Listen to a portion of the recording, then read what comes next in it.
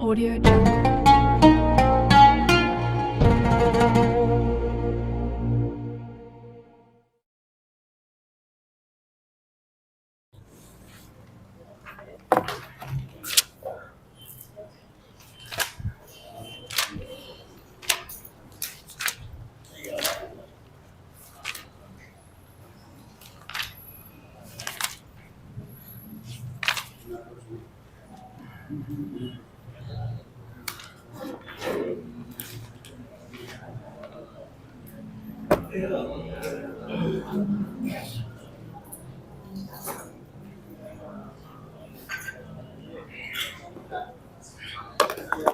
Ini di mana? Sini.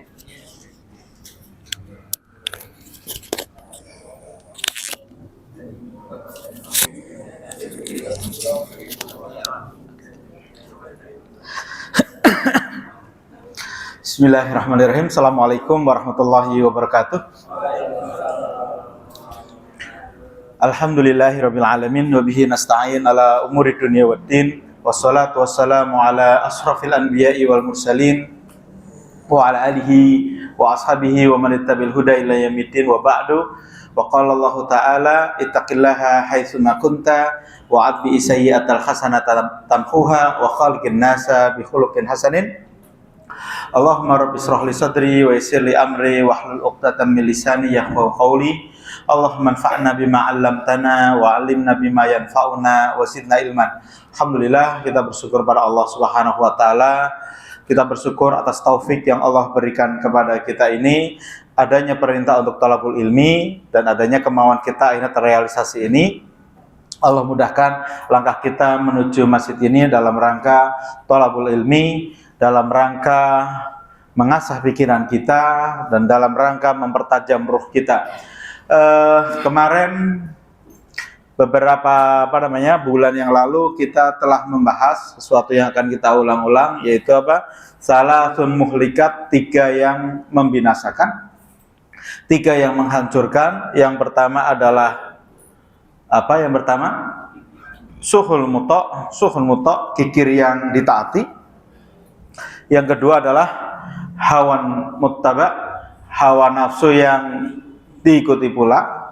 Dan yang ketiga adalah ijabul mar'i binafsih, kekaguman seseorang kepada dirinya sendiri. Ini dia udah nggak kikir, dia orang yang paling dermawan, ya dermawan dia. Bukan hanya dermawan ininya saja, bukan hanya dermawan uangnya saja, waktunya, pikirannya juga dia habiskan. Dia orang yang paling aktif, itu kan ya. Selamat 2 ini, kemudian bilang kayaknya gua doang nih yang paling aktif. Ujung, selesai sudah. Jadi menimbang itu gimana? Jangan sampai kena kepada 2 ini, dan juga jangan sampai keaktifan membuat dia itu ujung. 3. Kemudian kemarin kita juga membahas tentang adab-adab sebuah komunitas. Jadi kalau kita katakan adab-adab berjamaah, yang di situ adanya sebuah gagasan, adanya sebuah visi yang benar-benar itu dipikul bareng, ya, dipikul bareng. Dan itu menjadi sesuatu yang benar-benar harus tuntas, semuanya harus mengerahkan daya dan upaya untuk mengegulkan gagasan tersebut. Maka dikatakan innamal mu'minuna alladzina amanu billahi wa rasulihi wa idza kanu ma'ahu ala amrin jami' lam yadhhabu. Orang mukmin sejati itu nanti dilihat kalau mereka bersama Rasulullah SAW dalam satu perkara, ketika mereka itu sudah menyepakati satu perkara, mereka lam yadhhabu, mereka tidak akan pernah mangkir.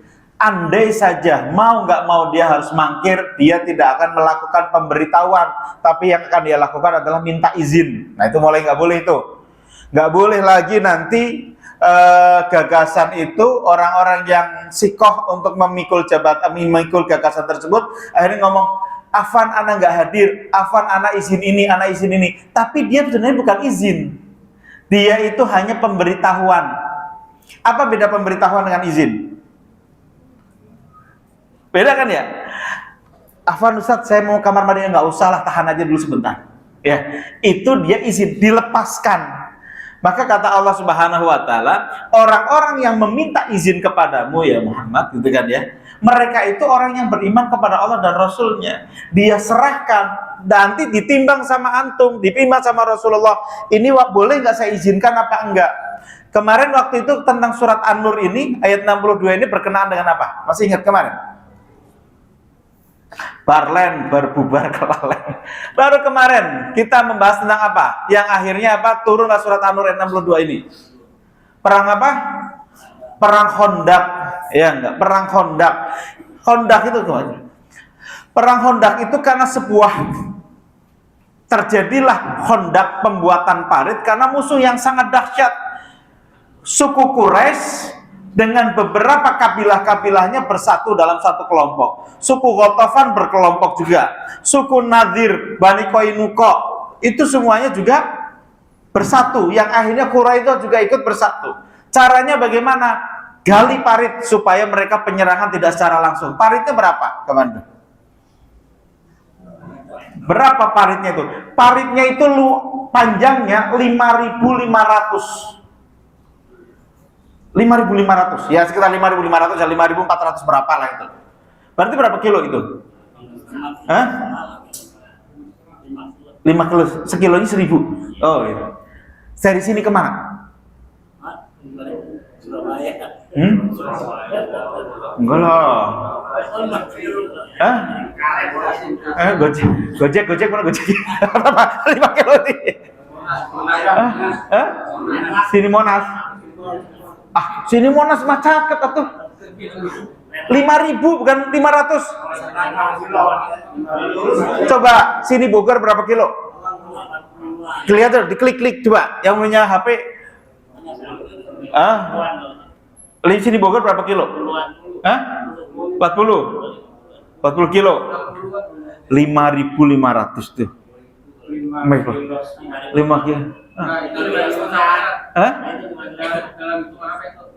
Meter. 5,5 kilo. Tapi itu bentuknya parit. Bukan untuk jalan, tapi bentuknya parit ya. Jadi dikali. Lebarnya berapa? Lebarnya itu sekitar 4,5 meter. 4,5 meter baru. Ya dari sini sampai pintu lah 4,5 meter ya. Hitung tuh.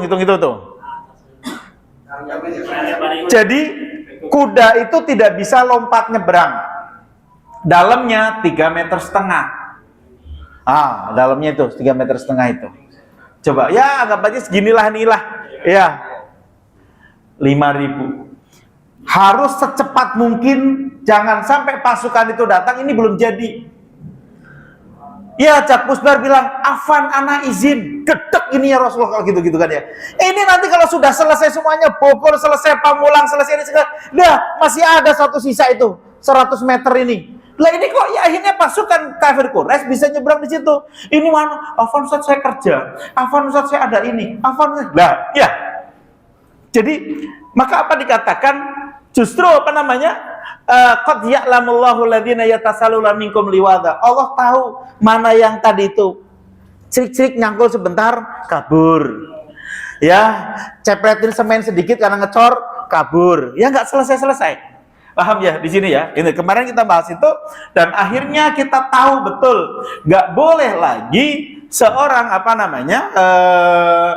anggota dalam sebuah komunitas yang komunitas itu menjunjung tinggi ingin menegakkan nilai-nilai kebaikan atau ingin ada visi apa gitu, nggak boleh lagi afan anak gini ya, tapi harus Pak Ketua saya mau melakukan ini, saya mau pergi ke adik saya mau menikah gini-gini, gimana afan atau nggak boleh, nggak ada MC-nya yang bisa ngomong di depan antum doang, yang lain sih bisa di depan tapi nyediain minum doang, kalau suruh ngomong kencing dia, nggak boleh.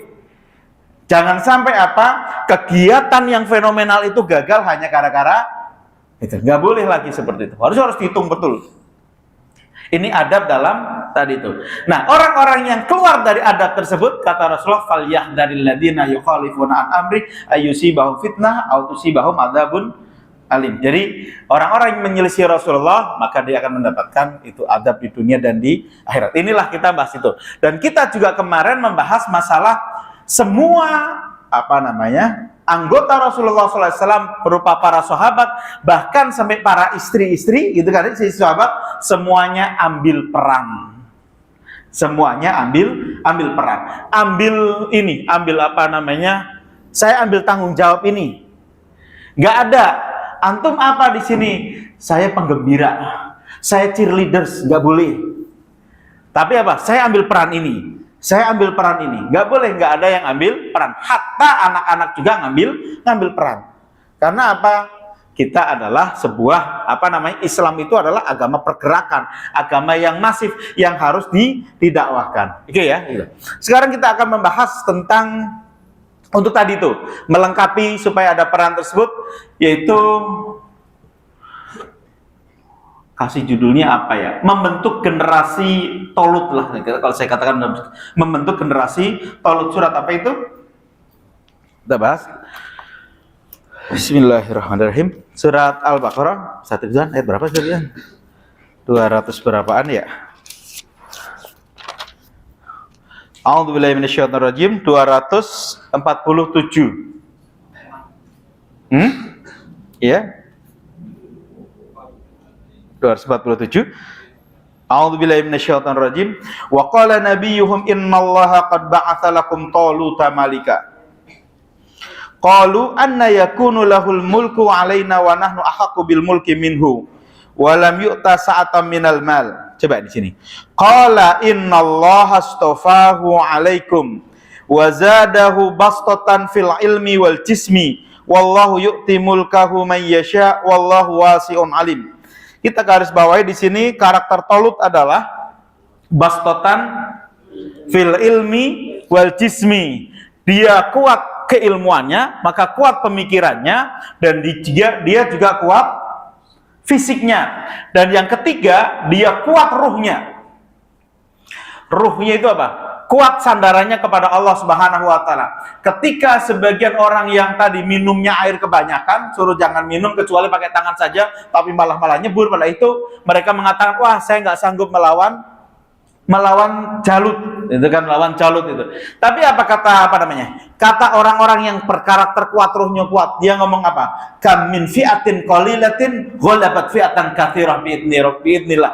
Berapa banyak fi'ah yang sedikit ya mampu menggulingkan kelompok yang besar. Karena apa?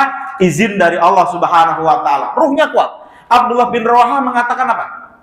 Saya berperang itu bukan karena jumlah. Wah, jumlah kita banyak nih, sedikit kita perangin aja. Bukan karena itu. Karena apa? Ini perintah dari Allah Subhanahu wa taala. Menang kalah la yusibana illa ma kataballahu lana. Tidak akan mungkin musibah itu menimpa kami kecuali apa yang telah Allah catat untuk kepada kami tersebut. Jadi kuat ruhnya. Maka di sini kita akan membahas tentang bagaimana membentuk karakter seperti Talut tersebut. Karena apa? Sekarang makin rame di pembicaraan-pembicaraan, yaitu efek daripada gadget efek daripada HP.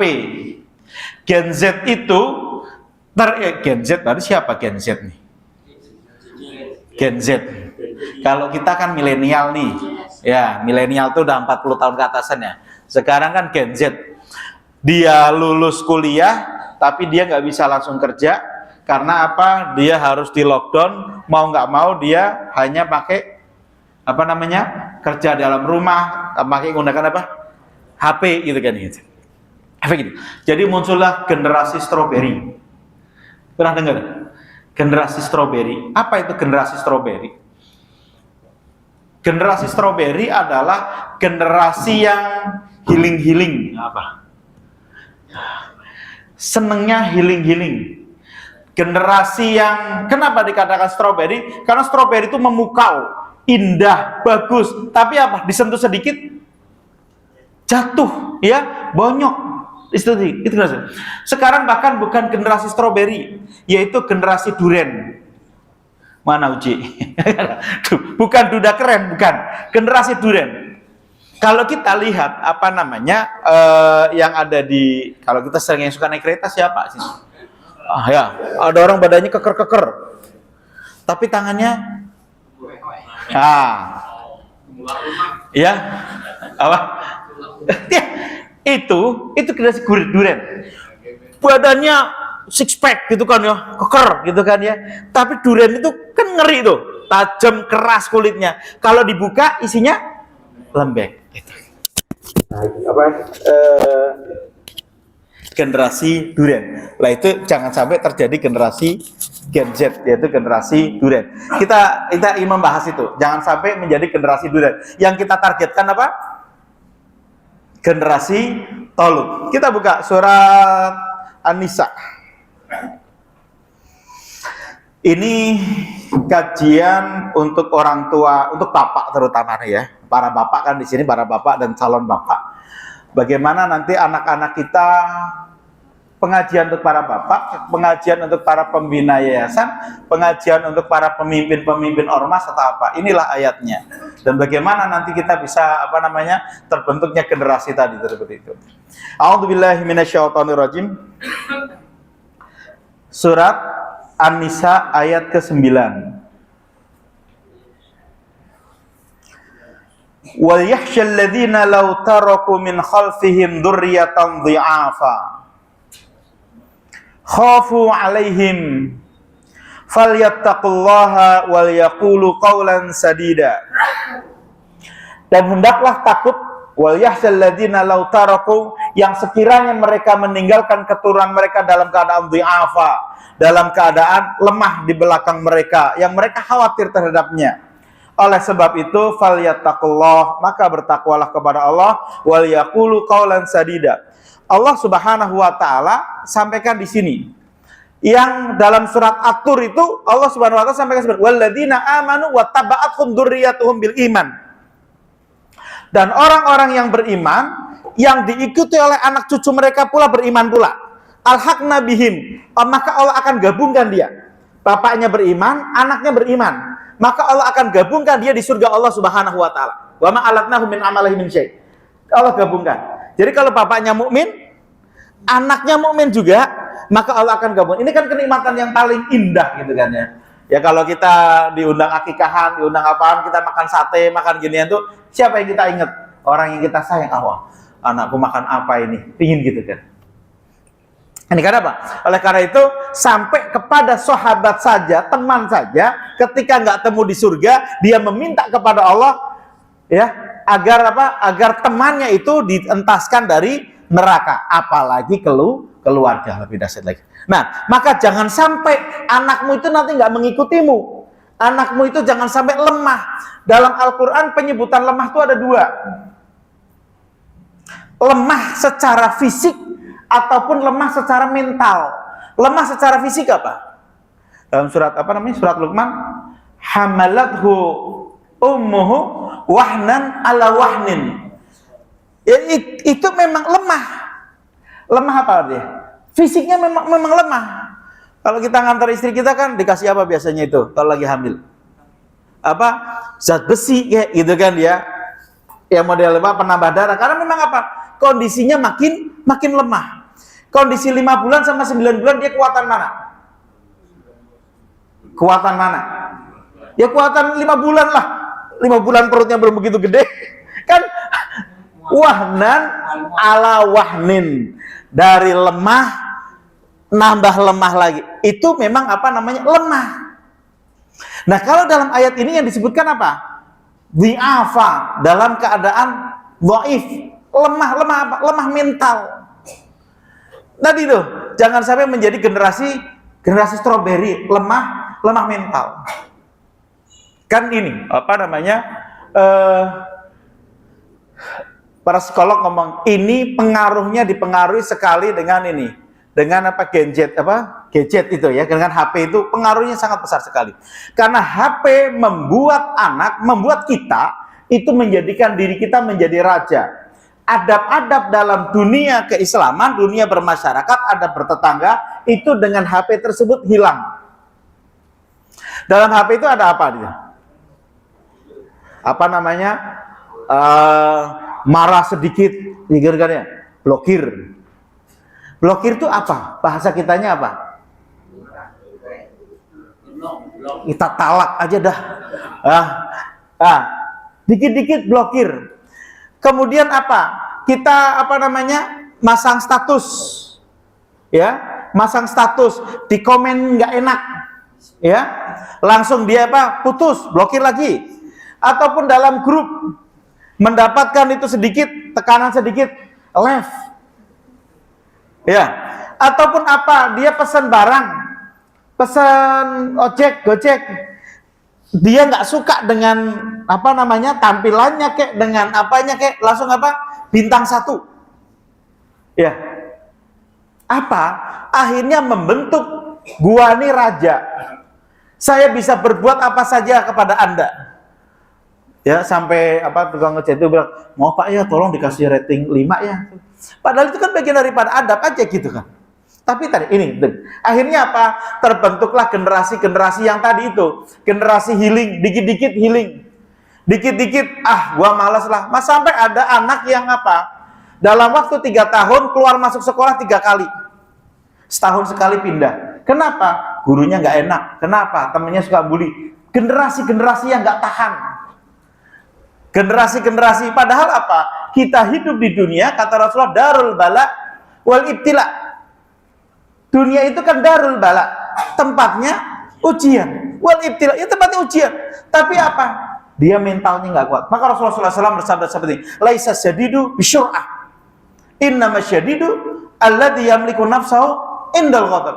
Orang kuat itu bukan orang yang badannya kuat, menang, berantem 5 orang, dia sendiri menang gitu kan ya. Tapi dia bisa nggak menahan nafsunya ketika dia marah.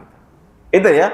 Maka dalam untuk membentuk karakter yang seperti itu, pembinaannya harus ada 3. Oke?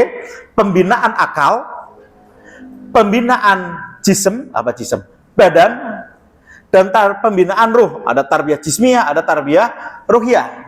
Ini kita masuk ya. Nah sekarang masalah akal, pembinaan akal. Kalau kita perhatikan Al-Quran, ya, perhatikan Al-Quran, Allah sering mengajak bicara dengan kita, ya, mengajak bicara sama kita, itu kan ya. Ayat-ayatnya apa? Alam taro kaifa fa'ala rabbuka bi ashabil fil. Apakah engkau nggak perhatikan, ya, apa yang dilakukan oleh Allah kepada pemilik gajah, fil, ya enggak? Apa yang Allah? Lagi apa? Alam taro kaifa fa'ala dalam ini? Alam taro ilal ladzina yas'umuna annahum amanu bima unzila ilaika min rabbik. Apakah enggak perhatikan orang yang yas'umuna annahum amanu, ngomong beriman kepada Allah, beriman kepada kitab Allah, tapi justru mengajaknya kepada hukum, kepada tauhid. Apakah kamu enggak perhatikan tuh? Ngakunya beriman. Apalagi ayat-ayat tentang masalah akal itu benar-benar sangat banyak sekali. Sebutin lagi, kayak masih banyak. Aro'aital alladzina yadhkuruna Allaha alladzi yadhkuruna Allaha ulul albab qiyaman wa qu'udan wa ala junubihim, gitu kan ya. Ada lagi ayat lagi apa lagi? Banyak sekali Allah Subhanahu wa taala mengajak kita berpikir. Bahkan dalam maqasidus syariah, akal ini benar-benar harus dijaga. Ya, kan ada hifdzul din, kemudian hifdzul nafas, kemudian hifdzul akal, menjaga akal. Sampai-sampai haram itu diharamkan. Karena Jadi akal itu jadi ada 2 ya. Islam menjaga akal itu dijaga dari memang akalnya supaya orsinil, nggak ini sehat. Seperti tadi itu minum homer, akhirnya dia telanjang bebas, kemudian apalagi dia minum air comberan juga diminum. Ini kan akalnya rusak. Bahkan kata Rasulullah, homer itu adalah pintu dari segala kemaksiatan, pintunya di situ. Dan kemudian dijaga juga dari berpikir seperti itu supaya tidak jadi orang kafir. Kafir itu asal katanya apa? Kafar itu kan tertutup, menutupi. Orang kafir itu. Kenapa? Orang kafir tertutup. Dia akhirnya tidak bisa beriman kepada Allah Subhanahu wa taala. Oke, akal ya. Maka untuk dalam rangka tarbiyah akal ini asupannya apa? Asupannya adalah ajak berpikir, ajak suro, ajak observasi. Maka anak-anak yang jauh dari ayahnya, anak-anak yang tidak pernah diajak main sama orang tuanya, rata-rata dia banyaknya bertemannya dengan ibunya saja, banyakkan full dengan ibunya, jarang diajak main sama bapaknya. Maka ketika ditanya, "Dek, gimana Dek, kita makan apa Dek?" "Makan mie ayam apa bakso?" "Terserah." Gak boleh lagi ada kalimat terserah. Kalimat terserah itu adalah kalimat untuk perempuan, bukan kalimat untuk laki-laki. Dalam Islam selalu diadakan surah. Apa-apa surah? Karena apa? Untuk mengasah akal. Sahabat aja begitu. Kalau kemarin surah, "Wahai Sa'ad bin Ubadah dan Sa'ad bin Mu'ad, bagaimana kalau ini, kalau kebun ini kita kasihkan kepada Ghatafan, supaya Ghatafan kabur, nggak mengikuti Ahzab tadi itu." Apa yang mereka kata? "Ya Rasulullah, ini dari Allah, apa ini ra'yu Rasul?" "Enggak, ini ra'yu saya aja." Coba bagaimana? Diajak diskusi. Diskusi surah adalah dalam rangka untuk mengasah akal. Oke? Dalam rangka untuk mengasah akal. Ketika banyak kasus lagi. Dan akal itu domainnya laki-laki apa domainnya perempuan? Hah? Perempuan tuh menggunakan akalnya apa dengan menggunakan perasaannya? Perasaannya. Kenapa seringnya pakainya terserah? "Dek, gimana Dek kalau besok kita ngontrak di Jakarta Pusat Dek, tempatnya begini-begini." "Terserah ayah sajalah." Kenapa? Kenapa perempuan bilang terserah ayah saja? Karena apa? Nggak nyampe dia, jangkaunya gimana? Nanti adik bisa anak-anak sekolahkan dipindahin ke sini, ayah sekalian berangkat kerja, ayah kerjanya di sini, adik-adik ada aktivitas di sini. Terus, iya kan? Perempuan maka Ikhwan yang hanya ketika diajak surah terserah saja, satu, dia nggak mau mendapatkan beban. Laki-laki itu mendapatkan beban. Beban itu pada laki-laki, bukan pada perempuan. Karena laki-laki itu namanya apa? Rojulun. Laki-laki apa? Rojulun. Kaki apa kaki? Rijlun. Dari asal kata yang sama, rojala. Akar kata yang sama. Rijlun adalah tempat apa? Tempat menahan semua beban apa? Kaki apa tangan? Apa tangan dan kaki? Kalau siapa yang bebannya dari tangan dan kaki? Ada di sini. Berarti jalannya merangkak. Bebannya kan pada kaki semuanya. Rajulun itu apa? Laki-laki. Semua beban itu pada laki-laki. Maka laki-laki harus siap. Nah, ya kalau istri kadang ngobrol. Rasulullah itu selalu ngobrol ketika mau tidur dengan istrinya. Kebiasaan Rasulullah adalah tidak pernah tidur sebelum ngobrol sama Aisyah. Aisyah ngobrol apa aja, namanya perempuan gitu kan. Cabai mahal lah, bawang mahal lah, kita mah iyalah. Ganti pohon cabai aja lah kalau cabainya mahal. Kita kan paling gitu doang gitu kan ya. Tapi semuanya diobrol. Karena apa? Mereka nggak bisa menahan itu lama-lama. Kita mah bisa. Paham ya? Rijlun. Yang kedua adalah wa ma khalaqad dzakara wal unsa. Ada Allah menciptakan adanya dzakara apa? Laki-laki, unsa perempuan. Ada mudzakkar, ada muannas. Kenapa laki-laki disebut dzakaro? Ya enggak? Dzakaro dari kata dzikron, dari kata dzakaro, berpikir. Anak yang dia bagus dengan orang tuanya, laki-laki, dia akan mudah berpikir, akalnya akan terasah. Kalau kita melihat, memang dalam surat Al-Quran nggak ada surat rijal. Ada nggak surat rijal? Adanya surat apa? An-Nisa. Tapi nama-nama surat berapa yang nama perempuan? Nama Maryam banyak. Antum bilang banyak ya. Sekarang Maryam apalagi? Apalagi? Apa yang nama-nama perempuan? Tapi nama laki-laki coba. Ali Imron, keluarga Imron. Apalagi? Luqman, Yusuf, Hud, Yunus, Ibrahim, Nuh. Ya, apa namanya? Jadi apa? Dan coba kita melihat. Ini buat antum semuanya nih. Buat antum semuanya nih. Pembicaraan antara seorang ayah dengan anaknya itu lebih banyak nggak pembicaraan seorang ibu dengan anaknya? Pembicaraan ibu dengan anaknya siapa? Ada nggak? Ibu-ibunya Nabi Musa berbicara kepada kakak perempuannya Nabi Musa. ya, malah disuruh mengikuti Nabi Musa terus dialirkan terus. Atau pembicaraan Maryam kepada anaknya. Tapi coba pembicaraan kaum bapak kepada anaknya. Wa idh qala Luqmanu libnihi ya bunayya la tusyrik billah. Siapa lagi? Nabi Yakub. Idh hadara Yaqub al-maut. Ma ta'buduhum min ba'di. Nabi Yakub. Siapa lagi? Nuh. Ya bunayya irkam ma'ana. Wahai anakku, naik kapal bersama Abi. Ibrahim, aku mimpi nyembelih engkau. Apa kata Ismail? I'mal ma tu'far, ma tu'mar satajiduni insyaallah minas sabirin. Siapa lagi? Ya Yahya, khudil kitaba biquwah. Banyak didominasi itu. Maka anak-anak yang dia bergaya tadi seperti itu, bergaya apa namanya? Strawberry tadi seperti itu, alay tadi seperti itu, dia nggak ada hilangnya peran bapak pada keluarga tersebut. Jadi kalau ada anak kok akhirnya dia alay, gitu kan ya, dia dibentak sedikit, ada anak yang nggak siap nahan beban. Biasanya apa? Dia anak yang kehilangan pengasuhan orang tuanya. Ibunya jadi single factor aja di situ tuh. Ya enggak, bapaknya hilang.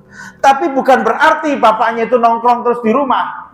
Justru kalau kita lihat para nabi, bapak-bapaknya bapak-bapak pengembara. Tapi anak-anaknya bisa sukses seperti itu. Coba Nabiullah Ibrahim nemuin Ismail berapa tahun sekali. Tapi terbentuklah Ismail seperti itu. Karena apa? Peran ibu. Ini kita masih ngasih akal ya. Apa sekarang peran ibu, istri antum nih ya.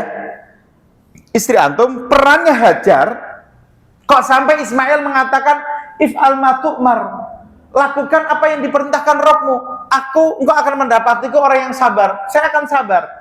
Berarti kan Ismail tahu bahwasanya bapaknya itu nabi. Dia mengidolakan betul. Sekarang gimana? Anak-anak kita suka apa? Batman, Superman. Kenapa anak-anak kita selalu kemarin saya ini hampir tabrakan sama anak SMA, ya. Set kaget, fotokopiannya pada berantakan. Saya ngambilin fotokopiannya itu saya kira fotokopian pelajaran, nggak taunya hasil scan itu artis-artis Korea, Lee Min Ho jongkok sambil ngeden, mana itu seperti itu. Coba, kenapa sampai terjadi seperti itu? Kenapa sampai anak-anak kita ada suka Spiderman? Kenapa? Saya mau nanya kenapa? Kenapa? Ada peran siapa ini?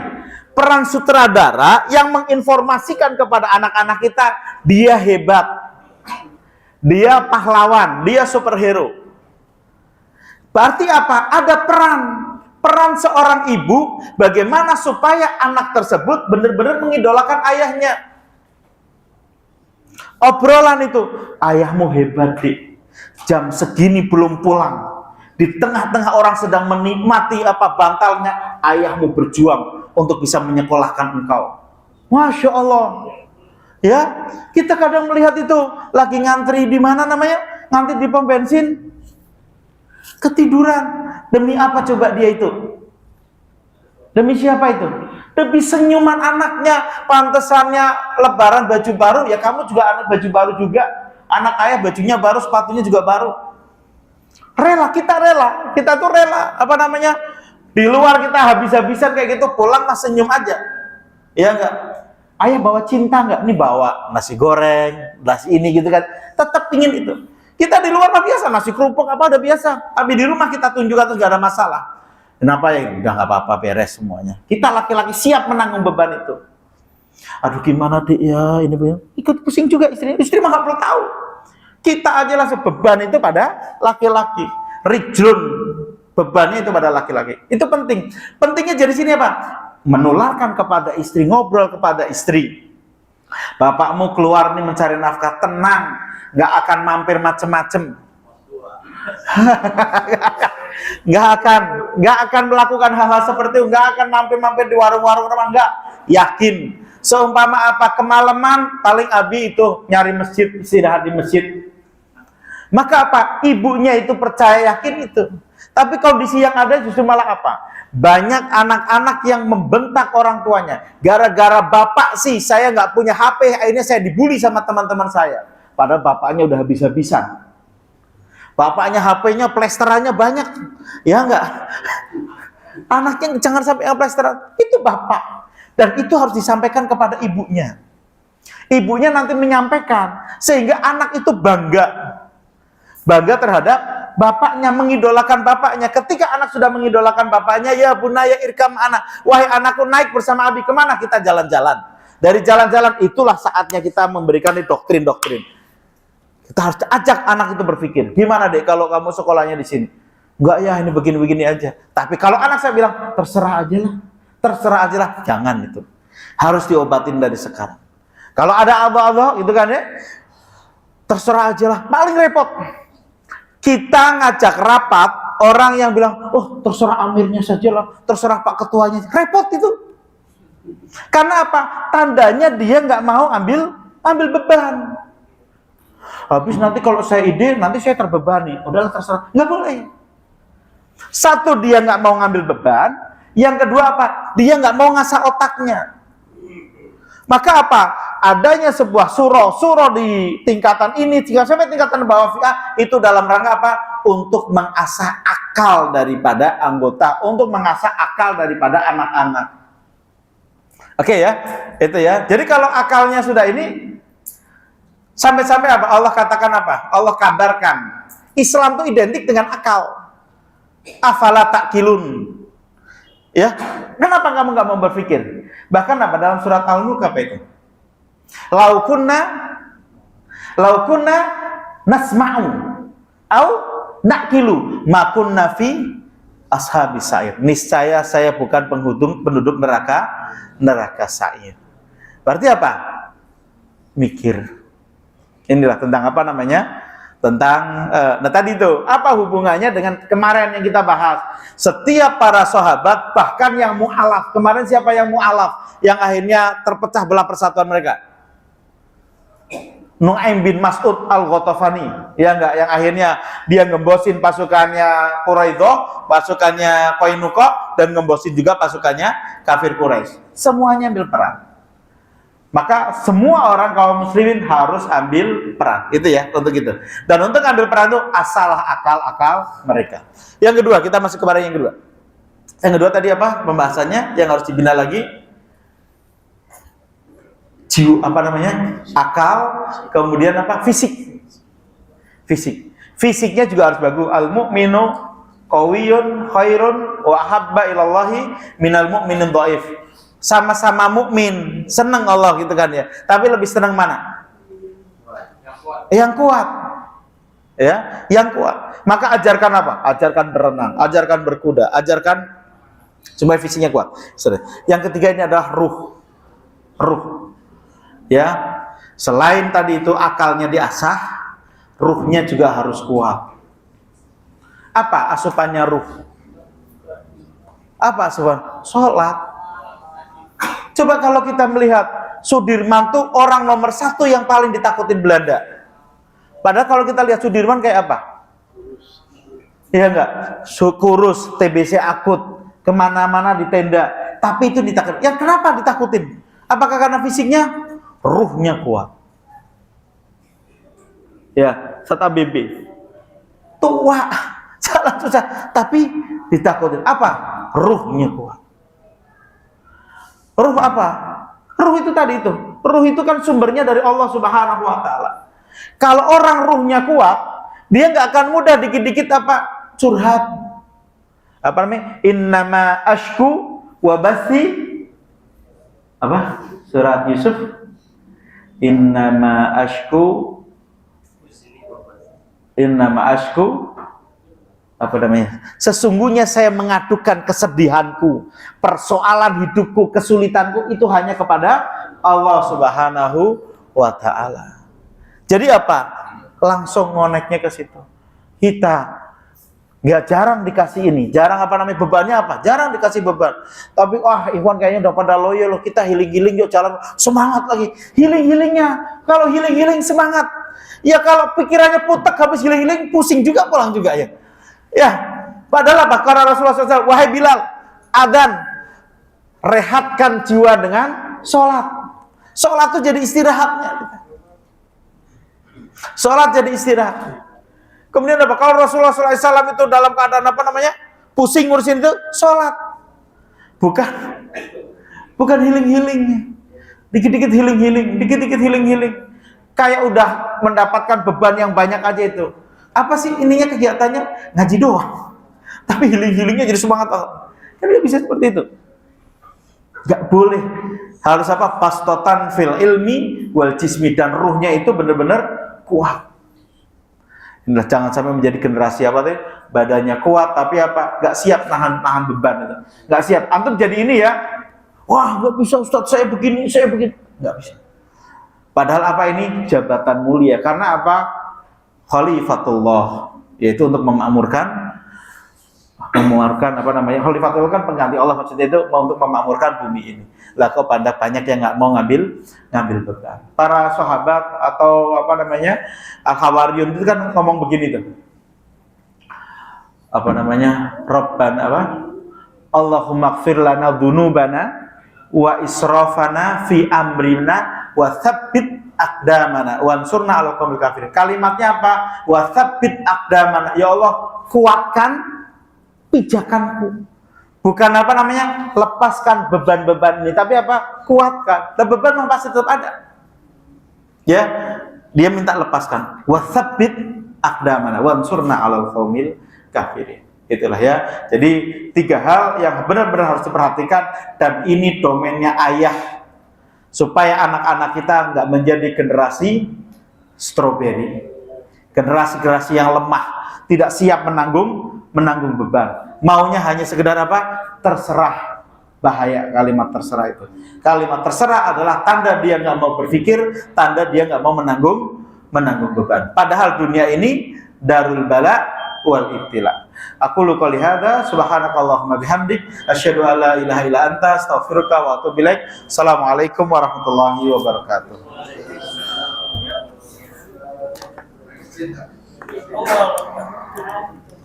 Nah, ada bukunya dong.